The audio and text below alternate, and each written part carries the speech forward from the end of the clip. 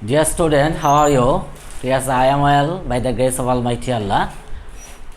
আমি মোহাম্মদ রফিকুল ইসলাম, সহকারী শিক্ষক ম্যাথ, রামকৃষ্ণকে কারক উচ্চ বিদ্যালয়, হোমনা, কুমিল্লা। আমি ইউটিউব চ্যানেল একাডেমিক সাপোর্ট থেকে তোমাদেরকে আবারও সুস্বাগতম জানাচ্ছি। প্রিয় শিক্ষার্থীরা, আমরা তোমাদের সাথে ছিলাম সেট ও ফাংশন এই অধ্যায়টি নিয়ে, সাধারণ গণিতের দ্বিতীয় অধ্যায়টি। আমরা এই অধ্যায়ের প্রথম ক্লাসে তোমাদেরকে আমরা সেট কি বা কাকে বলে এবং সেট প্রকাশের পদ্ধতি নিয়ে আমরা বিস্তারিত আলোচনা করেছিলাম, এবং সেখান থেকে আমি তোমাদেরকে সেট প্রকাশের পদ্ধতি, তালিকা পদ্ধতি থেকে গঠন পদ্ধতি এবং গঠন পদ্ধতি থেকে তালিকা পদ্ধতিতে তোমাদেরকে আমরা উদাহরণ দিয়েছিলাম, এবং আমি বলেছিলাম তোমাদের বইয়ে আরও এই বিষয়ে এক্সারসাইজ আছে, তোমরা এক্সারসাইজগুলো করে নেবে। আশা রাখছি তোমরা অবশ্যই এই এক্সারসাইজগুলো করেছো, কারণ প্রিয় শিক্ষার্থী, যে গণিত এমন একটা বিষয়, এটা খুব অনুশীলন নির্ভর। যদি আমরা অনুশীলন না করি তাহলে কখনই কিন্তু গণিত পারা যাবে না। আমরা গণিত পারতে হলে আমাদেরকে কি করতে হবে, এরকম একটা ট্রিক্স নিয়ে আমি তোমাদের পরবর্তী একটা ক্লাসে আমরা নিয়ে আসবো তোমাদের সামনে। ঠিক আছে, আমরা দেখছি যে আমাদের মাধ্যমিক লেভেলের শিক্ষার্থীরা প্রায়ই গণিতে খারাপ করে। কেন খারাপ করে, আর এই খারাপ থেকে আমরা কিভাবে ভালো করতে পারি, এ বিষয়ে তোমাদের যে কোনো একটা ক্লাসে আমরা আলোচনা করব। প্রিয় শিক্ষার্থী, তাহলে আজ আর কথা নয়, চলো আমরা আমাদের আজকের এই স্টাডিতে যাই।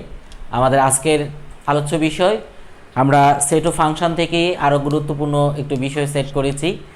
আজকের আলোচনার বিষয় হচ্ছে সেটের প্রকারভেদ। এই সেট ও ফাংশন এই অধ্যায়ের আরেকটি গুরুত্বপূর্ণ টপিক সেটের প্রকারভেদ।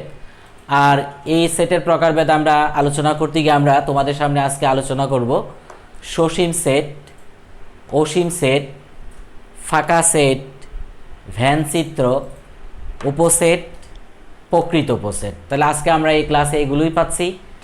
খুব মনোযোগ দাও, আশা রাখছি খুব মনোযোগ আছে আমাদের সাথে, দিবে আমার সাথে। তো সুপ্রিয় শিক্ষার্থীবৃন্দ, আজকের তাহলে সেটের প্রকারভেদের প্রথম আলোচনা সসীম সেট। চলো আমরা ইংলিশে যাকে বলা হয় ফিনিট সেট, চলো আমরা তাহলে প্রথমে আমরা সসীম সেটকে সংজ্ঞায়িত করি। প্রিয় শিক্ষার্থীবৃন্দ, সসীম সেটকে যদি আমরা সংজ্ঞা দিতে চাই তাহলে এভাবে দিতে হবে: যে সেটের উপাদান সংখ্যা সুনির্দিষ্টভাবে উল্লেখ থাকে, যে সেটের উপাদান সংখ্যা সুনির্দিষ্টভাবে উল্লেখ থাকে, অর্থাৎ আমি যদি এটা ব্যাখ্যা করতে চাই তাহলে এভাবে, যে সেটের উপাদান সংখ্যা তুমি গণে বলতে পারো তাকে আমরা সসীম সেট বলবো। আমি তোমাদের বোঝার সুবিধার্থে আমরা কয়েকটি উদাহরণ দিয়েছি। প্রিয় শিক্ষার্থীবৃন্দ, দেখো যে এখানে আমি তিনটি সেট উল্লেখ করেছি, একটি ডি সেট, আরেকটি হচ্ছে ই সেট, আরেকটি হচ্ছে এফ সেট। যেহেতু আমরা আগের ক্লাসে আমরা দেখেছি, আমরা সেটের সংজ্ঞা দিতে গিয়ে সেখানে একটি কথা কিন্তু ছিল, প্রিয় শিক্ষার্থীবৃন্দ তোমরা আবার একটু রিকল করার চেষ্টা করো। সেখানে একটি কথা ছিল যে ইংরেজি বর্ণমালার বড় হাতের হরফ দ্বারা সেটের নাম প্রকাশ করা হয়ে থাকে। আশা রাখছি তোমরা এটা অবশ্যই রিকল করতে পারছো। তো সেই ধারাবাহিকতা আমরা এখানে যে তিনটি বড় হরফ আছে ডি, ই, এফ, এই তিনটি কিন্তু এক একটি সেট। তাহলে এই ডি সেটের উপাদান সংখ্যা যদি আমি তোমাদের গুনতে বলি, নিশ্চয়ই তোমরা পারবে যে এই তিনটি সেটের মধ্যে ডি সেটের উপাদান 1, 2, 3, তিনটি। ই আরেকটি সেট, এর উপাদানগুলো হচ্ছে 3, 6, 9, 60 পর্যন্ত। এফ আরেকটি সেট যার উপাদান x such that x মৌলিক সংখ্যা এবং যার সীমানা আছে 30 smaller than x smaller than 70, অর্থাৎ এ দ্বারা আমাদের বোঝায় যে 30 থেকে 70 এর মাঝে মৌলিক সংখ্যাগুলো। আমরা যদি একটু খেয়াল করি তাহলে তোমরা দেখে নিবা এই সবগুলো কিন্তু এই যে ই সেটের যে উপাদানগুলো প্রত্যেকটাই হচ্ছে 3 এর গুণিতক। তাহলে আমরা 3 থেকে 60 পর্যন্ত গুণিতক কয়টি আমরা বলতে পারবো। আমি বলছি এখন তোমাদের জন্য, তোমরা একটু চিন্তা করে বের করে নিবা। 9 এর পরে আসবে তোমার 12 আর 15, এভাবে যেতে যেতে 60 পর্যন্ত তোমার 9টি উপাদান লাগবে। তাহলে ডি সেটের উপাদান হচ্ছে 3টি, ই সেটের উপাদান হচ্ছে 9টি। ঠিক একইভাবে আমরা এফ সেটের যদি মৌলিক সংখ্যা খুঁজি 30 থেকে 70 এর মাঝে, তাহলে আমরা খুঁজে বের করব। ঠিক আছে, 30 এর পরে 31 আসবে, তারপরে 37 আসবে। ই সেটের উপাদান হবে 20টি আর এই এফ সেটের উপাদান হবে 9টি। তাহলে প্রিয় শিক্ষার্থীবৃন্দ তোমরা খেয়াল করো, আমরা কিন্তু এখানে প্রত্যেকটি সেটের উপাদান সংখ্যা কিন্তু নির্দিষ্ট, অর্থাৎ বলতে পারছি। তাই আমরা বলবো এখানের প্রত্যেকটি সেট হচ্ছে সসীম সেট। তাহলে এবার চলো আমরা সেটের প্রকারভেদে আরেকটি প্রকার হচ্ছে অসীম সেট, যাকে ইংলিশে বলা হয় ইনফিনিট সিরিজ, ইনফিনিট সেট। আমরা যদি সসীম সেটের সংজ্ঞাটা একটু আবার খেয়াল করি যে সেটের উপাদান সংখ্যা নির্দিষ্ট সসীম, তাহলে এটার অল্টারনেটিভলি আমরা বলতে পারি যে সেটের উপাদান সংখ্যা নির্দিষ্ট নয়, অর্থাৎ তুমি গণে কখনো নির্ধারণ করতে পারবা না, তাহলে সেটাই কিন্তু অসীম সেট হবে। আমরা ঠিক তোমাদের আগের বিষয়টার মতো এখানে আমরা কয়েকটি উদাহরণ সেট করেছি তোমাদের জন্য। দেখো যে প্রথম এ সেট যার সদস্য হচ্ছে x স্বাভাবিক বিজোড় সংখ্যা। চলো প্রিয় শিক্ষার্থীবৃন্দ আমরা স্বাভাবিক বিজোড় সংখ্যা নিয়ে একটু চিন্তা করার চেষ্টা করি। স্বাভাবিক বিজোড় সংখ্যা, আমরা প্রথম অধ্যায়ে কিন্তু স্বাভাবিক সংখ্যা নিয়ে তোমাদের বিস্তারিত আলোচনা আছে, আশা রাখছি তোমরা অবশ্যই সেই অধ্যায় থেকে স্বাভাবিক সম্পর্ক সম্পর্কে ভালো একটু জ্ঞান নিয়েছো। তো আমরা স্বাভাবিক সংখ্যা যদি বলি যে সংখ্যা দিয়ে আমরা গণনার কাজ করি, অর্থাৎ গণনাকারী সংখ্যা, তাহলে স্বাভাবিক সংখ্যা আমরা যদি একটু খেয়াল করি তাহলে স্বাভাবিক সংখ্যা শুরু কিন্তু 1 থেকে 1 2 3 4 5, অর্থাৎ যা শুরু আছে শেষ নাই। যেহেতু এ সেট যার উপাদান হচ্ছে স্বাভাবিক বিজোড় সংখ্যা, তাইলে আমরা কিন্তু স্বাভাবিক বিজোড় সংখ্যা যদি উদাহরণ দেই, যেমন আমি যদি বলি যে এখানে এ সেট, যেহেতু আমাকে এখানে স্বাভাবিক বিজোড় সংখ্যা বলছে, তাহলে আমরা স্বাভাবিক বিজোড় সংখ্যা কি 1 3 5 সাচেস, তাহলে আমরা বলতে পারি যে স্বাভাবিক বিজোড় সংখ্যার শুরু আছে শেষ নাই, অর্থাৎ অসীম পর্যন্ত, তাই এটা একটি অসীম সেট। একইভাবে স্বাভাবিক সংখ্যার সেট, হ্যাঁ, এখানে শুরু 1 2 3 4, তাহলে আমরা এইখানেও আমরা দেখতেছি স্বাভাবিক সংখ্যার শুরু আছে শেষ নাই, অর্থাৎ এই সেটের সদস্য সংখ্যা নির্দিষ্ট নয়। তাইলে এই দুটি সংখ্যা অর্থাৎ বিজোড় স্বাভাবিক সংখ্যা এবং স্বাভাবিক সংখ্যা দুটি আমরা অসীম সেটের অন্তর্ভুক্ত। প্রিয় শিক্ষার্থীবৃন্দ, এই বিষয় যদি তোমাদের কাছে স্পষ্ট হয়, চলো তোমাদের টেক্সট বুকের উদাহরণ 4 নাম্বারে একটি এই বিষয়টিকে স্পষ্ট করার জন্য তোমাদের এখানে একটি উদাহরণ সেট করা হয়েছে। উদাহরণ 4-এর উদাহরণের প্রশ্ন বা সমস্যাটি হচ্ছে এরকম: দেখাও যে সকল স্বাভাবিক সংখ্যার সেট একটি অসীম সেট। সকল স্বাভাবিক সংখ্যার সেট একটি অসীম সেট। প্রিয় শিক্ষার্থীবৃন্দ, আমরা একটু আগেই আমরা বলেছি তোমাদেরকে যে স্বাভাবিক সংখ্যার সেটকে n দ্বারা প্রকাশ করা হয়। আমরা যদি আগের ক্লাসের কোনো কথা মনে রাখি, তাহলে আমরা বলছিলাম স্বাভাবিক সংখ্যার ইংরেজি হচ্ছে ন্যাচারাল নাম্বার, তাই স্বাভাবিক সংখ্যার সেটকে n দ্বারা প্রকাশ করা হয়। তাহলে আমরা বলতে পারি তোমার সামনে যে যেহেতু আমাকে n স্বাভাবিক সংখ্যার সেটের কথা বলছে, তাহলে আমরা জানি স্বাভাবিক সংখ্যার সেট,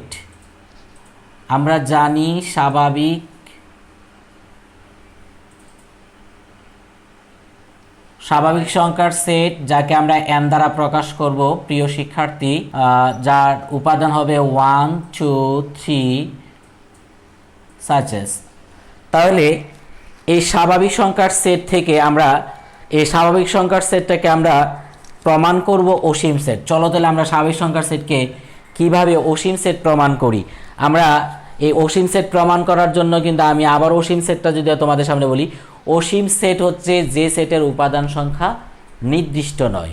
প্রিয় শিক্ষার্থীবৃন্দ, এই স্বাভাবিক সংখ্যার সেট থেকে আমি যদি সকল বিজোড় সংখ্যা নিয়ে একটা সেট গঠন করি, ধরো n থেকে সকল বিজোড় স্বাভাবিক সংখ্যা নিয়ে একটা সেট গঠন করলাম, যাকে যদি আমরা বলি রে a, আর এর উপাদান সংখ্যা হবে 1 3 5 ... এবার আমরা এই স্বাভাবিক সংখ্যার সেট থেকে সকল জোড় সংখ্যা নিয়ে যদি আমরা একটা সেট গঠন করি, দেন আমরা কি পাচ্ছি 2 4 6 সাচেস, এইভাবে আসতেই থাকবে। ঠিক একইভাবে যদি আমরা এই স্বাভাবিক সংখ্যার সেট থেকে আরও একটি সেট গঠন করি যেগুলো 3-এর গুণিতক, ধরো যে 3-এর গুণিতক নিয়ে আমরা একটা সেট গঠন করলাম 3 6 9, এই প্রত্যেকটি কিন্তু স্বাভাবিক সংখ্যা। তাহলে দেখো প্রিয় শিক্ষার্থীবৃন্দ, আমরা এই স্বাভাবিক সংখ্যার সেট n থেকে যতগুলো সেট গঠন করলাম, একটি a সেট, এটি হচ্ছে বিজোড় স্বাভাবিক সংখ্যার সেট, আরেকটি b, এটি হচ্ছে জোড় স্বাভাবিক সংখ্যার সেট, আরেকটি সেট c, এটি হচ্ছে 3-এর গুণিতকের সেট। এবার খেয়াল করো, প্রত্যেকটা সেটের উপাদান সংখ্যা কিন্তু নির্দিষ্ট নয়, অর্থাৎ গণে তুমি নির্ধারণ করতে পারবে না এর উপাদান সংখ্যা। সুতরাং এটা আমাদের কাছে স্পষ্ট যে যেহেতু স্বাভাবিক সংখ্যার সেট নিয়ে যতগুলো সেট আমরা গঠন করি, প্রত্যেকটি সেটই হচ্ছে আমাদের অসীম সেট। তাহলে আমরা বলতে পারি যে সকল স্বাভাবিক সংখ্যার সেট একটি অসীম সেট। আশা রাখছি এই বিষয়টি তোমাদের কাছে স্পষ্ট। আমরা যদি আরেকটু স্পষ্ট করতে চাই, তোমরা যদি স্পষ্ট করতে, অবশ্যই আমরা টেক্সট বই থেকে এই বিষয়টি নিয়ে আমরা এক্সারসাইজ করব। চলো আমরা দেন সামনের দিকে আগাই প্রিয় শিক্ষার্থীবৃন্দ। আমরা এবার সেটের প্রকার ভেদে আরো কিছু প্রকার নিয়ে আমরা তোমাদের সামনে আলোচনা করব। এবার আমরা যে বিষয়টি নিয়ে আমরা তোমাদের সামনে আলোচনা করতে চাই, তাহলে আমরা সসীম সেট আলোচনা করলাম। যে সেটের উপাদান সংখ্যা নির্দিষ্ট তাকে বলা হয় সসীম সেট। যে সেটের উপাদান সংখ্যা নির্দিষ্ট নয় সেটি হচ্ছে অসীম সেট।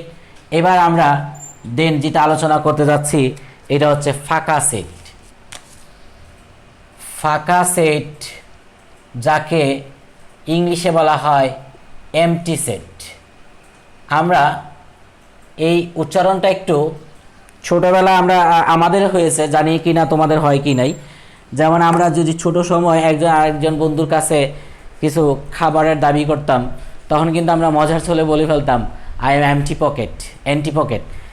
প্রিয় শিক্ষার্থীবৃন্দ, এটা এন্টি পকেট নয়, এটা শুদ্ধ উচ্চারণ হচ্ছে এমটি পকেট। এমটি মানে হচ্ছে খালি। তাইলে আমরা ফাঁকা সেটকে যদি সংজ্ঞায়িত করতে চাই, তাইলে আমরা প্রথমে সংজ্ঞা করব ফাঁকা মানে হচ্ছে নাই, মানে শূন্য। যে সেটের উপাদান সংখ্যা ফাঁকা সে সেটকে আমরা ফাঁকা সেট বলবো। আর ফাঁকা সেটকে আমরা প্রকাশ করব এভাবে দুটি দ্বিতীয় বন্ধনী দ্বারা, অথবা ফাঁকা সেটের জন্য আরেকটি চিহ্ন, এটাকে এই চিহ্নটার নাম হল উড়ি। খেয়াল করবা, এই চিহ্নটার নাম হচ্ছে উড়ি সেট বা ফাঁকা সেট। এবার যদি আমরা উদাহরণ দিতে চাই, ধরো আমি একটি উদাহরণ দিলাম যে একটি স্বাভাবিক সংখ্যার সেট এ যার উপাদান সংখ্যা x belongs to n এবং 10 is smaller than x is smaller than 11। অর্থাৎ একটি সেট যার উপাদান x আবার হচ্ছে আমার এই n এর সদস্য, অর্থাৎ x হচ্ছে একটি স্বাভাবিক সংখ্যা। কিন্তু স্বাভাবিক সংখ্যা আমরা জানি, একটু আগে বলছিলাম যে যা শুরু আছে শেষ নাই। কিন্তু প্রিয় শিক্ষার্থীবৃন্দ খেয়াল করে, এখানে শর্ত আছে। কি শর্ত? যে এই সেটের সদস্য হবে ওই সমস্ত সদস্য যারা 10 থেকে বড় এবং 11 থেকে ছোট। কিন্তু খুবই মজার বিষয় প্রিয় শিক্ষার্থীবৃন্দ, যে 10 থেকে বড় এবং 11 থেকে ছোট, 10 থেকে বড় স্বাভাবিক সংখ্যা হচ্ছে 11 আর 11 থেকে ছোট হচ্ছে 10। সুতরাং মাঝে কোনো স্বাভাবিক সংখ্যা নাই, তাই এই সেটের উপাদান সংখ্যা হচ্ছে খালি অর্থাৎ শূন্য, তাই এটা একটি এমটি সেট। চলো এবার আমরা আরেকটি প্রকার সেটের প্রকারভেদে আরেকটি বিষয় ভ্যান চিত্র।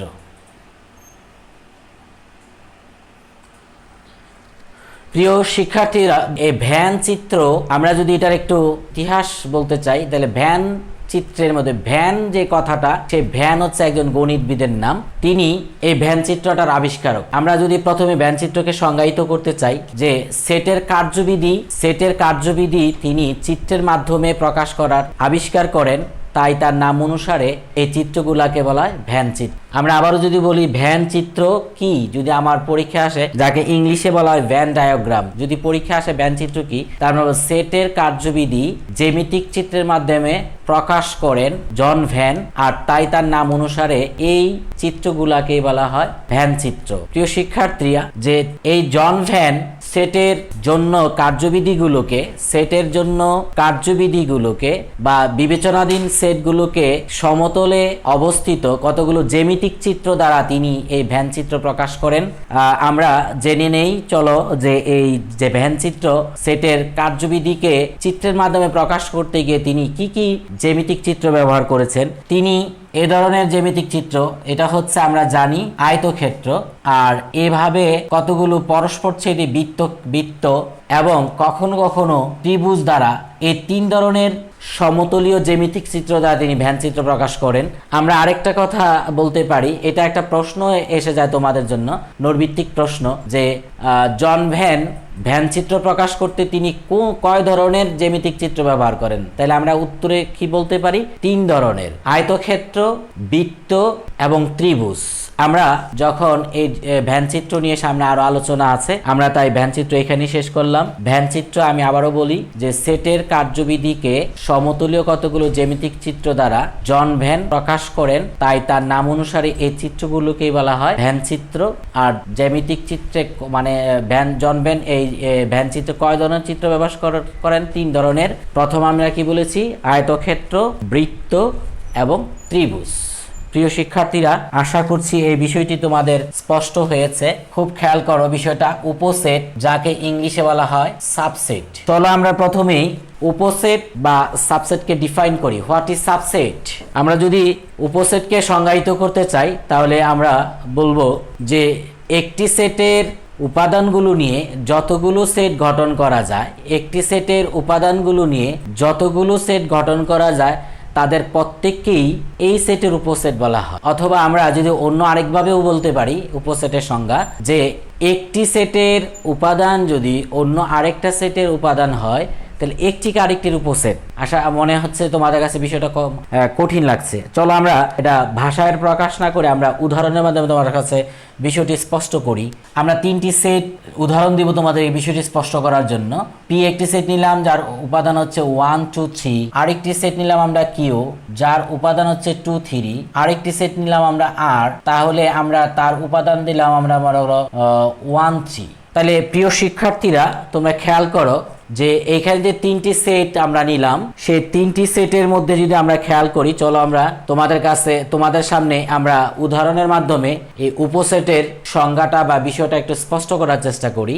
যে লার্নার্স, আমি উপসেটের সংজ্ঞায় বলেছিলাম যে একটি সেটের উপাদান যদি অন্য আরেকটি সেটে বিদ্যমান হয় তাহলে একটি আরেকটির উপসেট বা সাবসেট। যেমন খেয়াল করো এখানে যে দুটি সেট কিউ আর আর আছে, এই কিউ সেটের উপাদান 2 3 কিন্তু আমাদের পিতে আছে।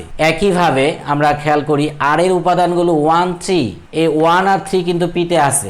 তাই আমরা বলতে পারি যে এই কিউ এবং আর অথবা P subset of P, Q subset of P, একইভাবে আর সাবসেট অফ পি, অর্থাৎ পি নিজের একটা উপসেট, কিউ পি এর একটা উপসেট, আর ও পি এর উপসেট। আশা রাখছি এই বিষয়ে আর তোমাদের সামনে তেমন কিছু কথা বলতে হবে না। আমরা যদি খেয়াল করি আমরা অবশ্যই এটা বুঝে ফেলছি উপসেট। একটি বিষয় খুব খেয়াল রাখবা প্রিয় শিক্ষার্থী, যে কোনো সেট নিজের একটা উপসেট। আমাদের দ্বিতীয় সংজ্ঞা অনুযায়ী আমরা উপসেটের দ্বিতীয় সংজ্ঞা বলছিলাম একটি সেটের উপাদান যদি অন্য আরেকটি সেটে বিদ্যমান থাকে তাইলে একটি আরেকটির কি উপসেট। সেই জন্যই আমরা যে কোনো সেট নিজের একটা উপসেট। এবার আমরা আজকের এই আলোচনার সর্বশেষ আলোচনা তোমাদের সামনে নিয়ে আসছি প্রকৃত উপসেট, যাকে বলা হয় ইংলিশে প্রপার সাবসেট। প্রকৃত উপসেট ইংলিশে যাকে বলা হয় প্রপার সাবসেট।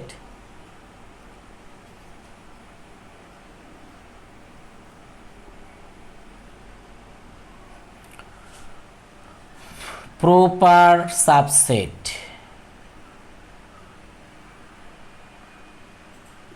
প্রকৃত উপসেট। এই প্রকৃত উপসেট এই বিষয়টাও আমরা ক্লিয়ার করব তোমাদেরকে।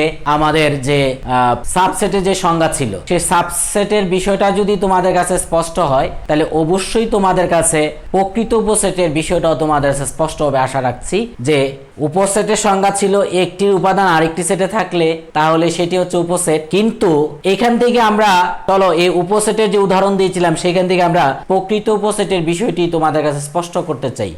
আমরা দেখেছি যে এখানে 3টি সেট ছিল, একটি সেট ছিল পি, আরেকটি সেট ছিল কিউ, আরেকটি সেট ছিল আর। যে লার্নার্স, তাহলে পি নিজের একটা উপসেট ছিল, কিউ পি এর উপসেট, আর ও পি এর উপসেট। কিন্তু খেয়াল করো পি নিজের একটা উপসেট, কিন্তু তাহলে পি এর উপাদান যতটা ঠিক পি এর উপাদান কিন্তু ততটা। এখানে খেয়াল করো কিউর উপাদান হচ্ছে কয়টা? 2টি, আর পি এর উপাদান হচ্ছে কয়টি? 3টি। তাহলে এ 2 আর 3 এখানে আছে, তাই কিউ পি এর একটি উপসেট, কিন্তু সদস্য সংখ্যা কিন্তু সমান নয়, অর্থাৎ একটা 2টি উপাদান আর একটি 3টি উপাদান। তাহলে প্রকৃত উপসেটের বিষয়টা ঠিক তাই, যে আমরা বলতে পারি যে উপসেটের সংজ্ঞা ছিল একটি সেটের উপাদান যদি আরেকটি সেটে থাকে তাহলে একটি আরেকটির কি হবে? উপসেট। কিন্তু যদি উপাদান সংখ্যা সমান না হয় দেন তোমার ঘটনা ঘটে যাবে কি, যে তখন হয়ে যাবে এটা প্রকৃত উপসেট। উপরের উদাহরণে আছে যে আমরা এখানে 2টি সেট নিলাম, পি একটি সেট, ধরো আমরা নতুন ভাবে যদি নিয়ে যাই যে এক্স ওয়াই জেড, এটা একটি সেট। এই পি সেট আমরা আরেকটি সেট নিলাম মনে করো ডি, যার উপাদান হচ্ছে ওয়াই জেড। তাহলে ডি এর উপাদানগুলো কিন্তু এতে আছে, ডি এর উপাদান ওয়াই, এখানেও আছে ওয়াই, এখানে জেড, এখানেও জেড, তাই উপসেটের সংজ্ঞা অনুযায়ী ডি পি এর কিন্তু উপসেট, বাট ডি এর উপাদান দুটি, পি এর উপাদান হচ্ছে তিনটি, তাই আমরা লিখব D proper subset of P, D proper subset of P, অর্থাৎ ডি পি এর কি প্রকৃত উপসেট। প্রিয় শিক্ষার্থী, আশা রাখছি এই বিষয়গুলো তোমাদের কাছে ক্লিয়ার হয়েছে, স্পষ্ট হয়েছে। আমরা যদি আমাদের, যেহেতু আমরা অবশ্যই জানি আমাদের নবম দশম শ্রেণীতে আমাদের 100 নম্বরের গণিত পরীক্ষায় তোমাদের কিন্তু 30টি ট্যালেন্ট কোশ্চেন অর্থাৎ নৈর্ভিত্তিক প্রশ্ন আসবে। আমরা যদিও এই সংজ্ঞাগুলো পরীক্ষায় না আসে, কিন্তু প্রিয় শিক্ষার্থীরা তোমরা অবশ্যই খেয়াল রাখবা যে এই সংজ্ঞাগুলোই আমার বিষয়টিকে স্পষ্ট করার জন্য যথেষ্ট হেল্পফুল তোমাদের জন্য। তাই আশা রাখছি মুখস্থ না করে অন্তত বিষয়টি স্পষ্ট করার জন্য তোমরা আবার তোমাদের টেক্সট বই থেকে এ সেটের প্রকারভেদের সংজ্ঞাসহ উদাহরণগুলো তোমরা আবার এক্সারসাইজ করে নিবে। এবং এই বিষয়ে যদি তোমাদের আরও কোনো অস্পষ্টতা থেকে থাকে তাহলে অবশ্যই আমাদের এই একাডেমিক সাপোর্টের যে আমাদের পেজ আছে সেখানের কমেন্ট বক্সে গিয়া তোমাদের সমস্যাগুলো আমাদেরকে জানাবে। আমাদের আশা রাখছি আমাদের ক্লাসগুলো তোমাদের সামনে আরও উত্তরোত্তর ভালো লাগবে। আমরা তোমাদের সাথে আছি। আশা রাখছি তোমরাও আমাদের এই ইউটিউব চ্যানেলকে সাবস্ক্রাইব করে আমাদের পাশে থাকবে। আজ আমরা আলোচনা এখানেই শেষ করলাম। আবারও দেখা হবে তোমাদের সাথে। খোদা হাফেজ, ভালো থাকো সবাই।